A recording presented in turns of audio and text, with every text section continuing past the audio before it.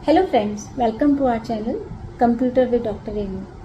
Last lecture में हमने discuss किया कि कंप्यूटर क्या है, कैसे इवॉल्व हुआ, क्या उसके लिमिटेशंस हैं, क्या उसके एडवांटेजेस हैं, मतलब कंप्यूटर क्या अच्छा कर सकता है, क्या नहीं कर सकता, वो सब कुछ हम लोग डिस्कस कर चुके हैं।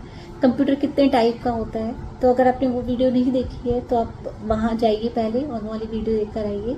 अदरवाइज इस वाली वीडियो में हम लोग क्या डिस्कस करेंगे, हम लोग डिस्कस करेंगे कंप्यूटर का दो पार्ट्स होते हैं बेसिकली, हार्डवेयर एंड सॉफ्टवेयर। तो हार्डवेयर आप किसको बोलते हैं, फिर हार्डवेयर के अंदर क्या क्या चीजें आ जाती हैं, सॉफ्टवेयर क्या है, सॉफ्टवेयर को कितने पार्ट्स में डिवाइड किया गया है, वो हम डिटेल में यहाँ पर पढ़ेंगे। इंपॉर्टेंट टॉपिक है, अच्छे से देखिएगा केयरफुली वीडियोज को। तो चलिए फिर स्टार्ट करते हैं। हेलो, कंप्यूटर के दो पार्ट्स होते हैं, computer hardware and computer software. Okay, hardware and software.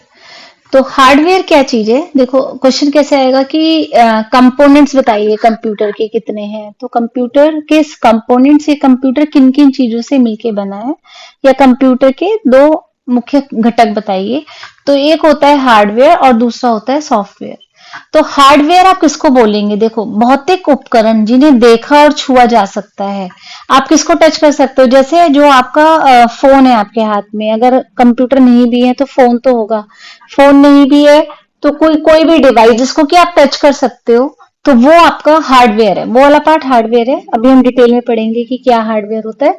तो अभी के लिए ये देखिए कि जिस पार्ट को आप टच कर सकते हो, जिसको आप छू सकते हैं या जिसको आप देख सकते हो, वो आपका हार्डवेयर पार्ट है। दूसरा पार्ट सॉफ्टवेयर है, जो कि सॉफ्टवेयर की डेफिनेशन क्या होती है कि निर्देशों का समूह, मतलब कि इंस्ट्रक्शंस, क्या आप उससे काम करवाना चाहते हो, जो कि हार्डवेयर को चलाता है। हार्डवेयर अकेला कुछ नहीं कर सकता। अगर कोई मशीन रखी हुई है, मशीन तब तक वर्क नहीं कर सकती जब तक कि उसको कोई इंस्ट्रक्शन ना मिले, कोई निर्देश ना मिले। तो उस वाले पार्ट को हम क्या कहते हैं, उस वाले पार्ट को हम कहते हैं सॉफ्टवेयर। तो सॉफ्टवेयर पढ़ते हैं पहले, सॉफ्टवेयर, फिर उसके बाद हम हार्डवेयर को पढ़ेंगे। ठीक, सॉफ्टवेयर क्या है, सॉफ्टवेयर है, पहली चीज मैंने आपको बताई कि सॉफ्टवेयर निर्देशों का समूह है, इंस्ट्रक्शंस का समूह है, जो कि कंप्यूटर हार्डवेयर को संचालित और नियंत्रित करता है। कंप्यूटर हार्डवेयर बिना सॉफ्टवेयर के कुछ भी नहीं है। पहली चीज तो ये मान लीजिए, जैसे क्या कह रहे हैं कि मस्तिष्क के बिना मानव शरीर, हमारी पूरी बॉडी को कौन कंट्रोल करता है, केवल ब्रेन कंट्रोल करता है। अगर ब्रेन डेड है तो मतलब कि शरीर कुछ काम नहीं कर सकता, अपनी तरफ से आप हाथ नहीं ला सकते जब तक कि ब्रेन सिग्नल ना दे। तो ऐसे ही सॉफ्टवेयर कंप्यूटर को बताता है, सॉफ्टवेयर ही बताता है कि कौन सा काम करना है, कब करना है, क्या करना है। तो वो सॉफ्टवेयर होता है, वो वाला पार्ट आपका सॉफ्टवेयर होता है। सॉफ्टवेयर फिर तीन तरह का है, एक है सिस्टम सॉफ्टवेयर, एप्लीकेशन सॉफ्टवेयर और यूटिलिटी सॉफ्टवेयर। सिस्टम सॉफ्टवेयर को अभी हम डिटेल में पढ़ेंगे। तो अभी आप समझ लीजिए, जैसे सॉफ्टवेयर आएगी, सॉफ्टवेयर क्या होता है, सॉफ्टवेयर कितने टाइप का होता है। तो सबसे पहले सॉफ्टवेयर निर्देशों का समूह है जो कंप्यूटर हार्डवेयर को चलाता है। कंप्यूटर हार्डवेयर बिना सॉफ्टवेयर के कुछ भी नहीं है, ये समझ लीजिए। बिना सॉफ्टवेयर के आप कुछ भी काम नहीं कर सकते कंप्यूटर के ऊपर, तो सॉफ्टवेयर तो होना ही होना चाहिए। फिर उसको हमने तीन पार्ट्स में डिवाइड किया, system software, application software and utility software. अब सिस्टम सॉफ्टवेयर को पढ़ते हैं। सिस्टम सॉफ्टवेयर को अगेन से तीन पार्ट में डिवाइड किया गया है, सिस्टम नियंत्रक, सिस्टम सहायक और सिस्टम विकास। सिस्टम सॉफ्टवेयर होता क्या है, पहली चीज तो ये, सिस्टम सॉफ्टवेयर कंप्यूटर हार्डवेयर को चलाता है एक तरह से, तभी वो काम करने के लायक होगा। अगर सपोज आप कोई मैं मोबाइल का एग्जांपल देती हूँ, अगर आप कोई मोबाइल खरीद के लाते हो मार्केट से और उसमें यहाँ पर छोटे छोटे आइकन्स आते रहते हैं या कुछ भी है, या आप ऑन ऑफ करते हो, तो सबसे पहले एक ऑपरेटिंग सिस्टम रन करता है। जनरली किसी भी मोबाइल में जनरली एंड्रॉयड है, एंड्रॉयड। अगर आप आईफोन यूज कर रहे हो तो उसमें iOS होता है, कहीं कहीं पे विंडोज भी होती है। तो वैसे एंड्रॉयड सबसे ज्यादा यूज होता है। तो एंड्रॉयड वाले फोन में एंड्रॉयड नाम का, एंड्रॉयड के भी बहुत सारे वर्जन है, उस तरह का एक ऑपरेटिंग सिस्टम होता है। ऐसे ही कंप्यूटर के अंदर भी ऑपरेटिंग सिस्टम होता है, जिसको हम क्या कह रहे हैं, सिस्टम नियंत्रक। अगर ये नहीं होगा तो आपका सिस्टम काम ही नहीं करेगा, आपका फोन या आपका कंप्यूटर कभी भी काम नहीं कर सकता बिना ओएस के, बिना ऑपरेटिंग सिस्टम के। तो ऑपरेटिंग सिस्टम आपके कंप्यूटर में भी होगा, डॉस हो सकता है, जनरली विंडोज होता है, अगर आप देखोगे विंडोज आपको मिलेगा, यूनिक्स है, लिनक्स है, तो ये आपके सिस्टम नियंत्रक है।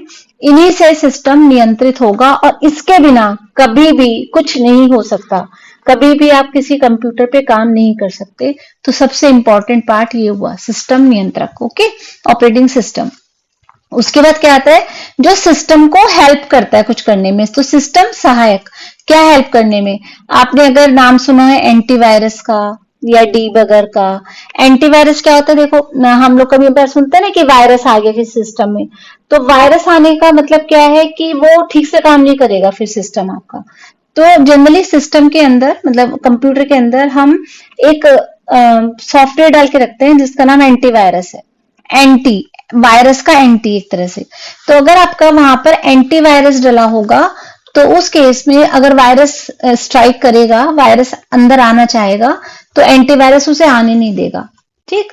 तो इस तरह के सॉफ्टवेयर्स को हम कहते हैं सिस्टम सहायक, जो कि उसका काम करने में हेल्प करती है कि वो काम सही से चलता रहे। यूटिलिटी प्रोग्राम्स भी बोलते हैं आप इसको, यूटिलिटी नाम से भी कर लीजिएगा। तो ये होते हैं आपके सिस्टम सहायक। सिस्टम विकास, सिस्टम विकास में क्या चीज आती है, भाषा ट्रांसलेटर। ट्रांसलेटर क्या चीज होती है, देखो हमारी जो लैंग्वेज है, हमारी लैंग्वेज है इंग्लिश है, हिंदी है, और कंप्यूटर की जो लैंग्वेज है, कंप्यूटर को केवल समझ में आता है 0 और 1। अब कंप्यूटर की लैंग्वेज तो 0 1 की है और हमारी लैंग्वेज इंग्लिश है सपोज, या हिंदी है, इसको कंप्यूटर को हम कैसे समझाएंगे 0 1 की फॉर्म में। तो एक ट्रांसलेटर होता है बीच में। ट्रांसलेटर क्या करता है, हमारी लैंग्वेज को सुनता है और उसको कन्वर्ट करके कंप्यूटर को इस लैंग्वेज में समझाता है।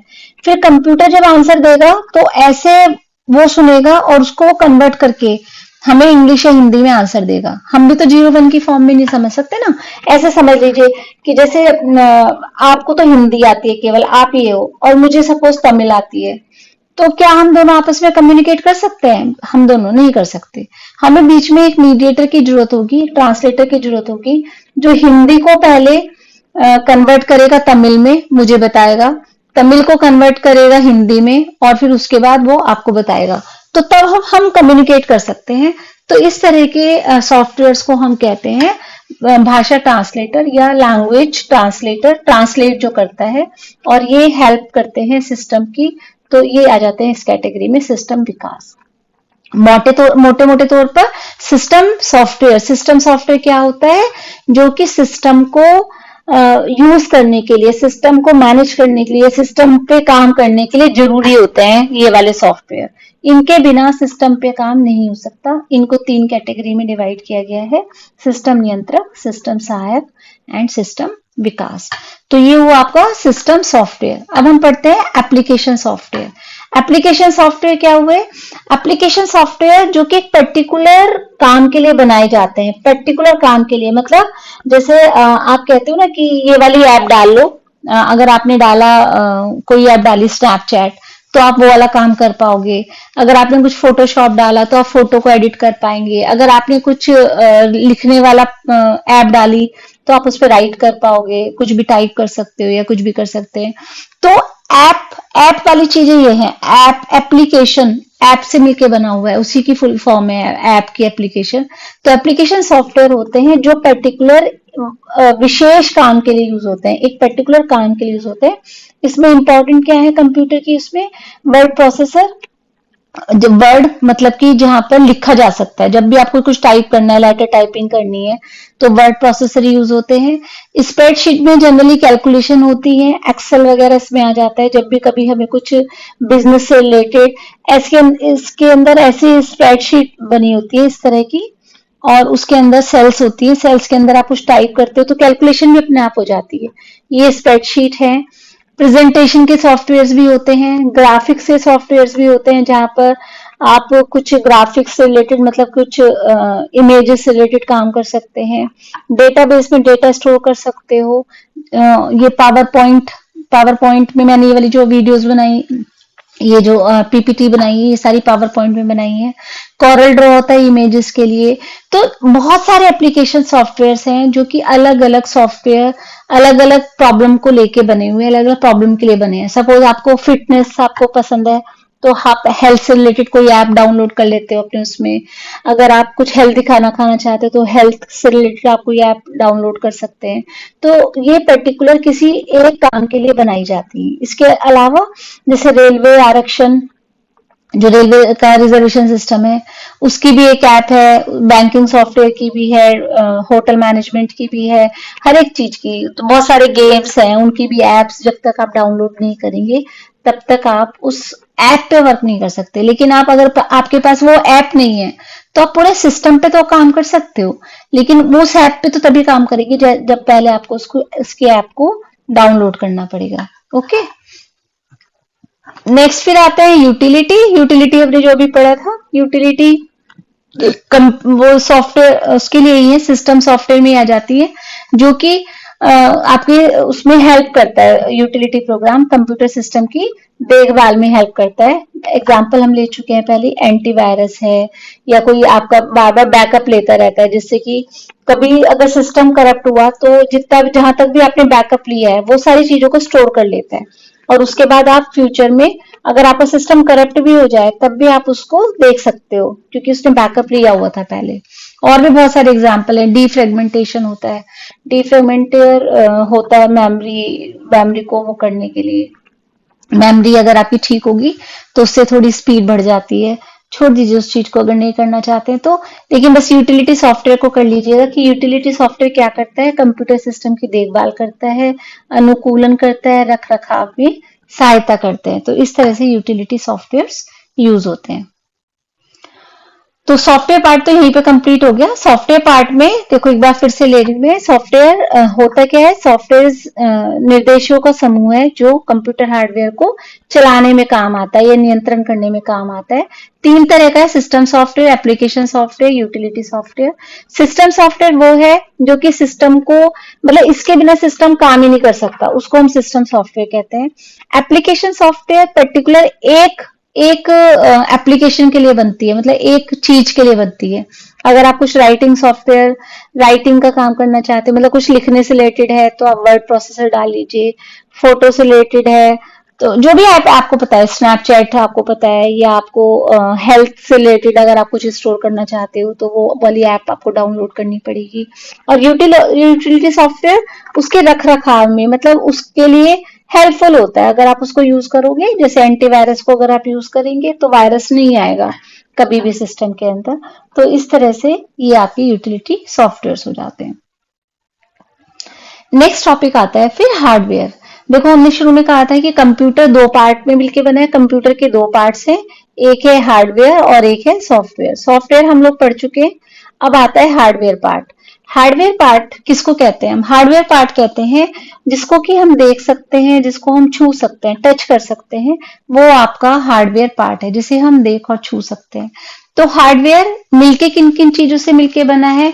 एक होती है आपकी input unit, output unit, processing unit CPU, और एक होता है स्टोरेज यूनिट। देखो मैं आपको पहले एग्जांपल देती हूँ फिर समझना। जैसे कि सपोज मुझे दो नंबर्स को ऐड करना है, मुझे ऐड करवाना है 200 और 700 को। ठीक, एक नंबर ये है और एक नंबर ये है। कंप्यूटर की हेल्प से मैं इन दोनों नंबर को ऐड करना चाहती हूँ, सम करना चाहती हूँ, दोनों को जोड़ना चाहती हूँ। ठीक, तो ये दोनों नंबर मुझे कंप्यूटर को बताने पड़ेंगे कि भाई तुम 200 का और 700 का ऐड कर दो दोनों को। तो कंप्यूटर क्या करेगा, कंप्यूटर इसको अपनी मेमोरी में लेके जाएगा, इन दोनों के बीच में प्लस करेगा, प्लस करके जो रिजल्ट आएगा 900 वो मुझे बताएगा। ठीक, तो ये सारा काम होगा। तो देखो ये वाली चीज आती है आपकी इनपुट, इसको बोलते हैं हमें इनपुट। इनपुट मतलब जो हम कंप्यूटर को देते हैं वो इनपुट है। फिर जो कंप्यूटर काम कर रहा है, कंप्यूटर ने क्या किया, ऐड किया, इसको हम कहते हैं प्रोसेस। वो होता है प्रोसेस करवाना। ठीक, और जो रिजल्ट आया, रिजल्ट कंप्यूटर मुझे देगा, उसको हम कहेंगे आउटपुट। तो हुआ क्या, जो कंप्यूटर मुझे दे रहा है वो है आउटपुट, जो मैं कंप्यूटर को बता रही हूं वो है इनपुट, और प्रोसेस जो कंप्यूटर अंदर कैलकुलेशन कर रहा है उसको प्रोसेस कहते हैं। तो कंप्यूटर का जब भी कुछ आ जाए तो तीन चीजें तो हमेशा माइंड में होनी चाहिए। फिर क्या है कि कंप्यूटर को बीच में स्टोर करने के लिए, मतलब डेटा को स्टोर करवाने के लिए भी कुछ स्पेस चाहिए होता है, उसको हम कहते हैं मेमोरी या स्टोरेज यूनिट। तो सेम चीजें यहाँ पर भी वही है। देखो, इनपुट, इनपुट के लिए इनपुट यूनिट, आउटपुट, आउटपुट के लिए आउटपुट यूनिट, प्रोसेस, प्रोसेस के लिए प्रोसेसिंग यूनिट, प्रोसेसिंग यूनिट को सीपीयू बोलते हैं। सीपीयू की फुल फॉर्म है सेंट्रल प्रोसेसिंग यूनिट, तो जो प्रोसेस करे वो वाली यूनिट, और स्टोर करवाने के लिए स्टोरेज यूनिट। तो हार्डवेयर को हमने चार पार्ट में डिवाइड किया, input unit, output unit, CPU processing unit, और स्टोरेज यूनिट मतलब मेमोरी, मतलब जहां पर कि आप स्टोर करवाओगे चीजों को। ओके, अब आता है कि इनपुट क्या है, इनपुट डिवाइसेस कौन सी हैं और आउटपुट डिवाइसेस कौन सी हैं। देखो, कंप्यूटर को हम जब भी कुछ देंगे, या तो हम कीबोर्ड की हेल्प से देंगे, हम जो भी उसे कुछ दे रहे होंगे, तो कीबोर्ड होता है कंप्यूटर के पास, एक उसके पास माउस होता है, माउस से भी दे सकते हो आप कुछ भी, स्कैनर होता है, स्कैन आप शायद उससे भी करते होंगे, अपने सिस्टम, अपने मोबाइल से भी स्कैन करना, मतलब कि आपने कुछ लेके अंदर डाल दिया है ना, तो वो स्कैनर हो गया। या आप कैमरा भी यूज करते हो उसको कुछ कैप्चर करने के लिए कोई भी चीजों को, तो वेब कैमरा हो गया। तो ये आपके क्या है, ये इनपुट युक्तियां हैं, इनपुट डिवाइसेस हैं। डायरेक्ट क्वेश्चन आ सकता है कि इनपुट डिवाइस क्या है या आउटपुट डिवाइस क्या है, या दो इनपुट डिवाइस का नाम लिखिए, या फिर माउस इनपुट डिवाइस है या आउटपुट डिवाइस है। तो इनपुट डिवाइस आप जब भी सोचोगे, ये सोचना कि क्या वो चीज अंदर जा रही है, मतलब कंप्यूटर के अंदर जाके सेव होगी, या वो चीज मुझे मिल रही है, जो मुझे मिलेगा वो आउटपुट होगा, जो मुझे दिखाई देगा वो आउटपुट है, और जो अंदर जाएगा वो इनपुट है। तो कंप्यूटर के अंदर, कंप्यूटर के इनपुट युक्तियां, इनपुट यूनिट कौन कौन सी है, कीबोर्ड है, माउस है, स्कैनर है और वेब कैमरा है। और आउटपुट क्या है, इसी के अपोजिट मॉनिटर। मॉनिटर वो होता है जो स्क्रीन जैसा है ना, स्क्रीन जो है, तो दैट इज मॉनिटर। प्रिंटर पे प्रिंट आउट निकल के आ जाता है, निकल के हमें मिला ना वो, तो that is output unit. Speaker से आवाज आ रही है अंदर बाहर, तो वो स्पीकर क्या हुआ, आउटपुट यूनिट हुई। प्लॉटर के ऊपर, प्लॉटर भी प्रिंटर जैसा ही है, उसके ऊपर बस ग्राफिक्स वगैरह बन के आ जाती हैं, तो प्रिंटिंग के लिए यूज होता है प्लॉटर, वो आपका क्या हो गया, आउटपुट यूनिट हो गया। तो ध्यान रखिएगा, इनपुट यूनिट ये है जिससे कि हम कंप्यूटर को कुछ डेटा देते हैं, आउटपुट यूनिट वो है जिससे कि कंप्यूटर हमें कुछ डेटा देता है। ओके, अब पढ़ते हैं सीपीयू। देखो, इनपुट यूनिट हो गई, आउटपुट यूनिट हो गई, अब आते हैं प्रोसेसिंग यूनिट। प्रोसेसिंग यूनिट का CPU, central processing unit. Central processing unit क्या काम करता है, मैंने आपसे कहा हमने दो इनपुट दिए, उसने दोनों को ऐड किया, ऐड करके रिजल्ट मुझे दे दिया, तो जो उसने रिजल्ट दिया ये तो आउटपुट यूनिट हो गई, जो मैंने उसको दिया वो इनपुट हो गया। लेकिन ये जो काम किया, ये किसने किया, कंप्यूटर ने किया। ये किसने किया, कंप्यूटर के सीपीयू ने किया, सेंट्रल प्रोसेसिंग यूनिट ने किया। सीपीयू क्या है, सीपीयू कंप्यूटर का मस्तिष्क है, ब्रेन है, बिना सीपीयू के कुछ नहीं होगा। तो सीपीयू ही सारा काम करता है, ये सभी गणनाएं करता है, सारी कैलकुलेशन यही करेगा, और पूरे सिस्टम को भी यही नियंत्रित करता है। सीपीयू के दो पार्ट है, एक होता है एएलयू और एक होता है सीयू। एएलयू है, एएलयू की फुल फॉर्म है अरिथमेटिक लॉजिक यूनिट, और सीयू की फुल फॉर्म है कंट्रोल यूनिट। देखो मैंने क्या बताया यहाँ पे अभी आपको, कि गणनाएं करता है और पूरे सिस्टम को नियंत्रण करता है। नियंत्रण करना, कंट्रोल, कंट्रोल करना मतलब नियंत्रण होता है ना, तो सीयू कंट्रोल यूनिट जो सबको नियंत्रण करती है, सारे ऑपरेशंस को नियंत्रित करती है, सारे ऑपरेशंस को कंट्रोल करती है, इसलिए इसको कहते हैं सीयू। एएलयू, ए मतलब अरिथमेटिक। अरिथमेटिक का मतलब क्या होता है, आप अरिथमेटिक अलजेब्रा वगैरह कुछ ऐसे पढ़ते होंगे, प्लस माइनस मल्टीप्लीकेशन, तो प्लस माइनस मल्टीप्लीकेशन, डिवीजन, ये सारे अरिथमेटिक में अंदर आ जाता है।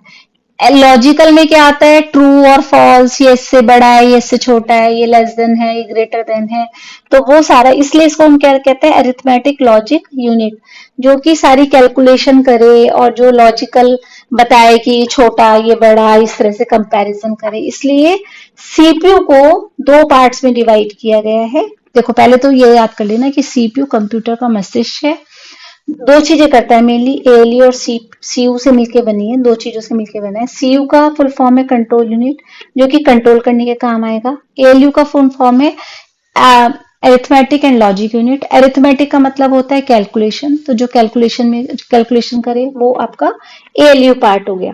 ठीक। तो तीन चीजें तो ये हो गई। उसके बाद हमने क्या पढ़ा था, एक मेमोरी या स्टोरेज यूनिट। स्टोरेज यूनिट होती है आपकी मेमोरी। तो मेमोरी, मेमोरी में आप कुछ भी चीज स्टोर करवाते हो, तो जैसा जैसा जितना भी सीपीयू आपका पावरफुल होगा, आपका कंप्यूटर उतना ही फास्ट होगा, ये समझिए।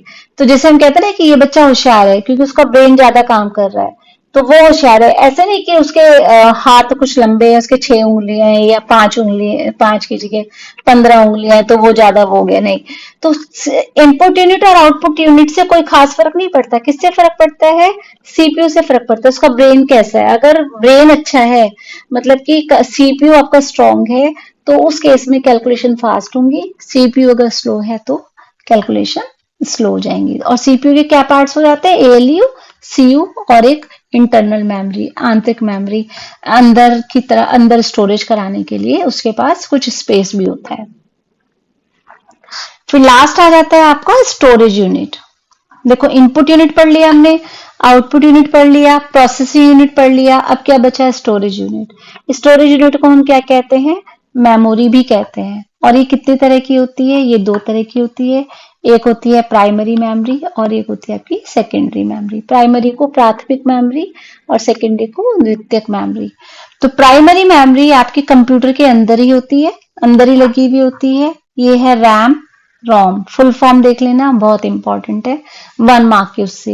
रैम की फुल फॉर्म है रैंडम एक्सेस मेमोरी और रोम की फुल फॉर्म है रीड ओनली मेमोरी। ये तो आपको देखने से लग गया हो, रीड ओनली मेमोरी मतलब केवल आप उसको पढ़ सकते हो, लिख नहीं सकते, उसके अंदर कुछ स्टोर नहीं करवा सकते, स्थायी, केवल पढ़ने योग्य। जैसे बुक्स को हम पढ़ने के लिए काम लेते हैं ना, लेकिन जो आपकी नोटबुक होती है या जो कॉपी होती है उसमें आप लिखते भी हो, तो वो आपकी है रैंडम एक्सेस मेमोरी। तो रैंडम एक्सेस मेमोरी ये इंटरनल, ये भी आपकी प्राइमरी मेमोरी में आएगी, प्राथमिक मेमोरी में आएगी। और रोम, रोम आपकी भी प्राइमरी मेमोरी में आएगी और ये होती है रीड ओनली मेमोरी, केवल आप इसके अंदर पढ़ते हो। रैम में आप लिख भी सकते हो, पढ़ भी सकते हो। जितनी बड़ी रैम होगी उतना ही फास्ट हो जाता है आपका सिस्टम, क्योंकि नहीं तो छोटी मेमोरी को हैंडल करने में बड़ा प्रॉब्लम आती है। तो बड़ी, अगर इसका साइज बड़ा होगा, पहले ऐसा आता था केबी में, फिर एमबी में आने लगा, अब आजकल जीबी में आती है। तो रैम का साइज, क्योंकि हम स्टोरेज हम ज्यादा करवाते रहते हैं। अगर आप मोबाइल खरीदते तब भी तो आप पूछ रहे कितने जीबी रैम है, कितनी मेमोरी है इसकी, तो वो वाली चीज ये रैम है। रैम इंपॉर्टेंट होता है, ठीक। सेकंड क्या होता है? सेकेंडरी मेमोरी है आपकी हार्ड डिस्क। हार्ड डिस्क जो परमानेंट स्टोरेज के लिए यूज होती है। पहले, बहुत पहले फ्लॉपी डिस्क आती थी, अब फ्लॉपी डिस्क आजकल नहीं आती। पेन ड्राइव मिलती है आपको मार्केट में। पेन ड्राइव भी एक सेकेंडरी मेमोरी है जिसको आप लगा के सेव करके रख सकते हो। फिर 2 साल बाद आपको कुछ देखना है या 2 महीने बाद देखना है, तो आप उसकी हेल्प से वो वाली चीज देख सकते हैं, ठीक। और हार्ड डिस्क तो अंदर ही लिखी होती है कंप्यूटर के अंदर। देखो, मैं आपको कह रही थी कि डिजिटल कंप्यूटर है। कंप्यूटर क्या समझता है? 0 और 1। इसको हम क्या कहते हैं? बिट। ये बिट है। और अगर मैं 0 0 0 1 1 1 0 0, ये कितने बिट्स हो गई? 8 बिट्स। 8 बिट्स से मिलके बना होता है बाइट। तो 1 byte is equal to 8 bit. रट लेना, इस चीज को पता होना चाहिए जब आप कंप्यूटर पढ़ रहे हो। तो 1 byte is equal to 8 bit.